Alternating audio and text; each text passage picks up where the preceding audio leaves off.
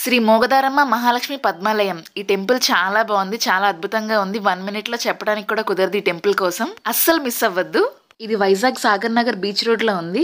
ఎదురుగా బీచ్ ఉందన్నమాట. ఈ టెంపుల్ మొత్తం స్టోన్ ఆర్కిటెక్చర్ తో ఉంటుంది. మొన్నే రీసెంట్ గా ఫస్ట్ ఇయర్ వార్షికోత్సవం అయితే జరిగింది. టెంపుల్ లో ఎక్కడ చూసినా మీకు పద్మాలు కనిపిస్తాయి, అందుకే పద్మాలయం అని పేరు పెట్టారు దీనికి.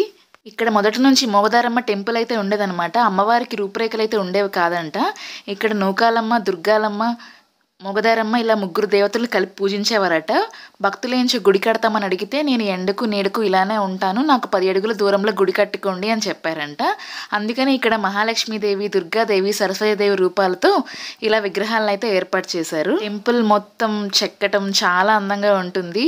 ఎక్కడ చూసినా మనకి ఏనుగులు, పద్మాలు కనిపిస్తాయి. ఇంకా లక్ష్మీదేవిని చూస్తే రియల్గా చూసినట్టు అనిపిస్తుంది. మహాలక్ష్మి అమ్మవారు అయితే అలా నిజంగా వచ్చి అక్కడ కూర్చున్నారేమో అన్నంత అందంగా ఉంటుంది. ఇక్కడ మొత్తం స్తంభాల పైన రాసులు, వాటి అధిపతులు, ఇంకా నదుల దేవతలు, ఇంకా దశావతారాలు, మనకి మొత్తం అన్ని విగ్రహాలు కనిపిస్తాయి. ఒకవైపు సరస్వతీదేవి, ఇంకొక వైపు దుర్గాదేవి, మధ్యలో మహాలక్ష్మీదేవి అయితే ఉన్నారన్నమాట. మేమైతే 60 రూపీస్ టికెట్ తీసుకున్నాము. మాకైతే కుంకుమ పూజ కూడా చేశారు. ఇక్కడ మార్నింగ్ టైంలో సూర్యకిరణాలు పడేలాగా టెంపుల్ని అయితే కట్టారు. పైనుంచి చిన్న హోల్స్ ఉంటాయి అన్నమాట. సూర్యకిరణాలు కరెక్ట్గా అమ్మవారి పైన అయితే పడతాయి. ఆ అద్భుతం చూడడానికి అయితే చాలా బాగుంటుంది. 60 రూపీస్ టికెట్ తీసుకున్నాం కదా, సో లోపలికి పంపించారనమాట. గర్భగుడికి దగ్గరగా పంపించారు. మేమైతే లక్ష్మీదేవిని అలా చూస్తూ ఉండిపోయాము. ఎంత అద్భుతంగా ఉందో చూసారా. ఎక్కడ చూసినా మీకు పద్మాలు, ఏనుగులు ఎంత అందంగా కనిపిస్తున్నాయో, ఎంత బాగా చెక్కారు. ఇక్కడ మొత్తం దశావతారాలు ఉన్నాయి. వామన అవతారం, నరసింహ అవతారం, అలా మొత్తం రామావతారం, కృష్ణ అవతారం, 10 అవతారాలు టెంపుల్ చుట్టూ అయితే ఉన్నాయన్నమాట.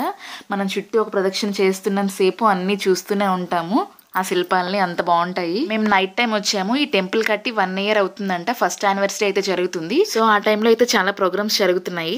చాలా హ్యాపీగా ఫీల్ అయ్యాము ఈ టైంలో వచ్చినందుకు. మేము ఇట్ల పైన కూడా పద్మాలే, ఒక పక్క ఏనుగులు, ఇంకొక పక్క పద్మాలు. వాళ్ళు కోలాటం చేస్తున్నారనమాట. అక్కడ డ్యాన్స్ చేస్తున్నారని చెప్పాను కదా. మా చెర్రి ఆ కోలాటం స్టిక్స్ అడుగుతున్నాడు. ఒకసారి వాటితో ఆడుకున్నాడు. ధ్వజస్తంభం చుట్టూ కూడా తామర పువ్వులు అయితే ఉన్నాయన్నమాట. పైన కూడా ఒక పద్మం ఉంది. టెంపుల్ నుంచి అస్సలు బయటికి రావాలనిపించలేదు నాకు. ఎంతసేపు అయినా మనకు టెంపుల్లోనే ఉండాలనిపిస్తుంది. అంత బాగుంది ఈ టెంపుల్. ఇప్పుడైతే కృష్ణుడి సాంగ్స్కి నాట్యం చేస్తున్నారు. చాలా బాగుంది. చెర్రీ నేను అలా చూస్తూ ఉండిపోయామన్నమాట. మీరు ఎప్పుడైనా ఈ టెంపుల్కి వెళ్ళారో లేదో కమెంట్ చేసేయండి. మీకు వీడియోలో కంటే బయట లైవ్లో ఇంకా అద్భుతంగా ఉంది టెంపుల్. వెళ్తే మీరు ఎలా ఫీల్ అయ్యారో కమెంట్ చేయండి. వెళ్ళకపోతే నెక్స్ట్ టైం వెళ్ళడానికి ట్రై చేయండి. మరి ఇంత మంచి టెంపుల్ చూపించాను కదా, చిన్న లైక్ అండ్ సబ్స్క్రైబ్ చేసుకోవచ్చుగా.